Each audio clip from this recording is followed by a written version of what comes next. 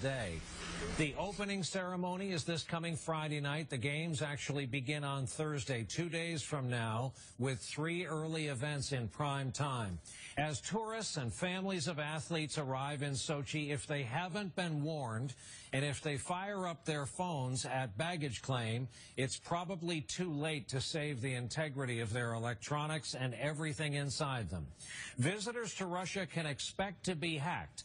And as Richard Engel found out upon his arrival there, it's not a matter of if, but when. Richard, good evening. Good evening, Brian. It is not just hacking. The State Department warns that travelers should have no expectation of privacy, even in their hotel rooms. And as we found out, you are especially exposed as soon as you try and communicate with anything. One of the first things visitors to Russia will do is log on. Hackers here are counting on it. So we decided to find out how dangerous that can be. Kyle, hey. Welcome to Moscow. Yeah, thank you. With the help of Kyle Wilhoit, a top American computer security expert, and 2 brand new computers. For the purpose of this experiment, we start out with these fresh machines and going to see what happens when you turn them on in Russia. Exactly. Back in the U.S., Wilhoit had created a fake identity for me. Phony contact lists with fake names and addresses. The only real detail, my name. So you're putting my profile on these computers. That's exactly right. With our new computers now loaded with potentially attractive data, we headed for a restaurant where we used a new smartphone to browse for information about the Sochi Olympics. Almost immediately, we were hacked. So as you're going to it, did you see where it said downloading? Yeah, I did. Right. It's actually downloading a piece of malware.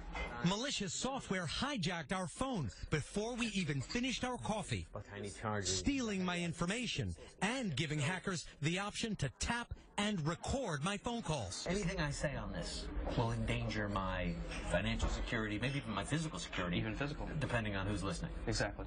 Kaspersky Labs, one of the largest computer security companies in the world, is charged with protecting the games. But experts here say visitors will bring so many devices, the hackers will have plenty of targets. All this needs protection, of course, because every segment of this huge infrastructure can be under attack. Back at the hotel, Wilhoit was using special software to monitor my 2 computers. And sure enough, they'd also been hacked. You were able to tell Yes. that very quickly somebody was poking around. Exactly. It had taken hackers less than 1 minute to pounce. Within 24 hours, they'd broken into both computers and started helping themselves to my data. So where is this information going? That computer in particular, the traffic is actually going to a server within Russia. American athletes and fans now coming to Russia by the thousands are entering a minefield the instant they log on to the internet.